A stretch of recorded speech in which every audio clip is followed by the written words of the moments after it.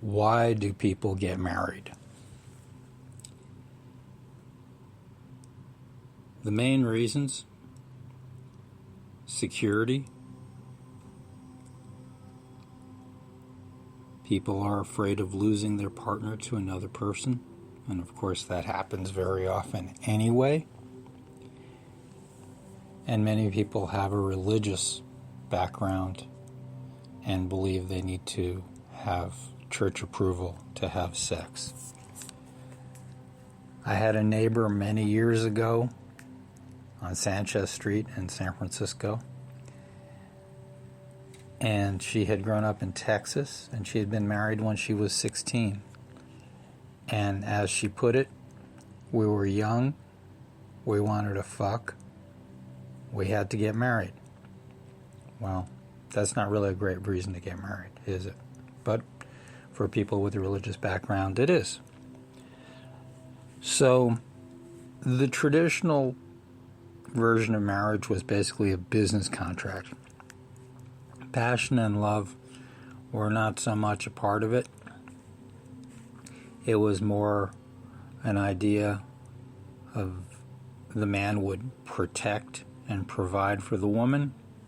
The woman would have the children, handle all the domestic duties.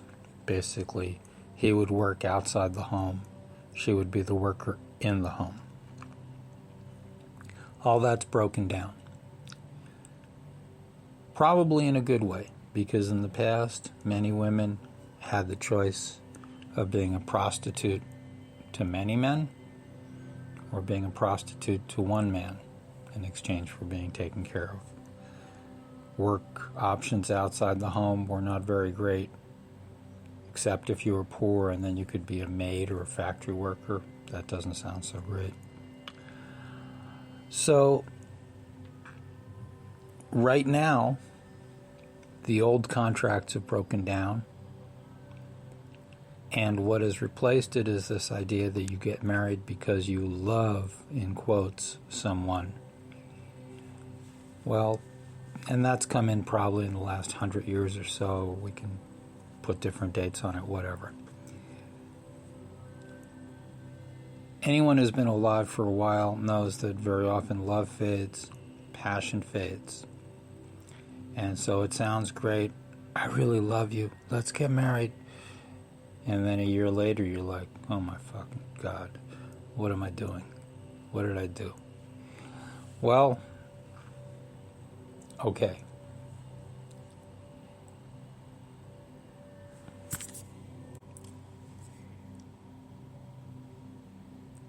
This goes to the issue of when people are younger, basically, sex is more likely to cloud their judgment. Whereas when people get a little bit older, the marriages that do seem to last are the ones where there are far more realistic expectations. You're not expecting the other person to be perfect. You're not expecting them to be everything for you. You understand that they're a human being, you're a human being. You work out things. You don't expect to be on alignment on everything. It's a lot more realistic. So the idea that people should get married because it's true love or for a variety of reasons, I think is probably a mistake for most people. There are good technical reasons for getting married relative to children, home ownership. Those are just legal reasons. But even then, people change. People change. At the moment, I have a friend who's married for 20 years in the middle of a divorce. The woman he was with changed a few years ago, and at this point, the person who loved him is gone, and the person who wants to take everything from him is there. Well, that is probably not a unique situation. People do change. And so we now need to talk about some of the legal ramifications of marriage, which, as many people have pointed out, the laws have not caught up to the idea that women really can take care of themselves. Certainly there are child support makes some sense, but in many cases, the woman is fully able to provide for herself, does not need alimony or many other things. And we have to ask about the division of assets in any separation. So again, this is questioning the basic issue is, why get married?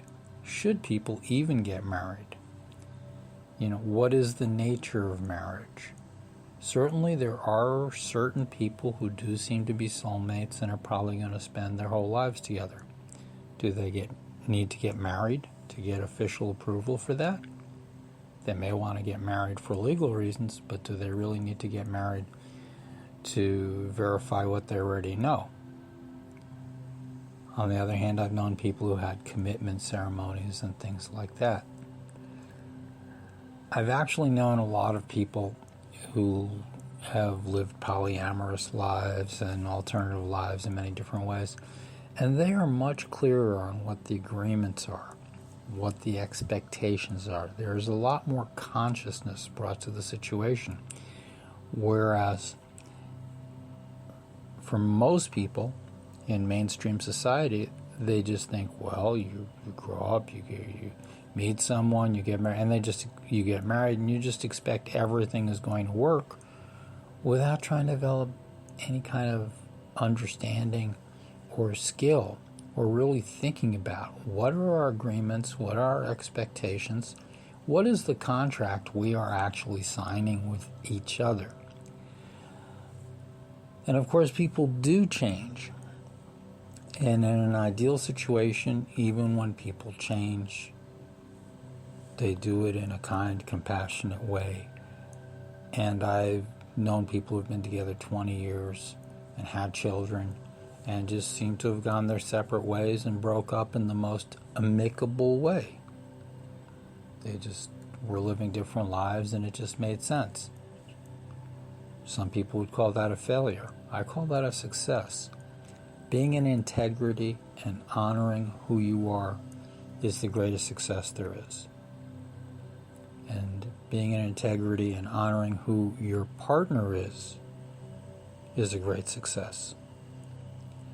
And I'm not sure that happens in most marriages. I think there are sets of rules that people unconsciously believe apply, but have never really talked through. Well, I thought you knew that. I thought you understood that. Well, maybe not really.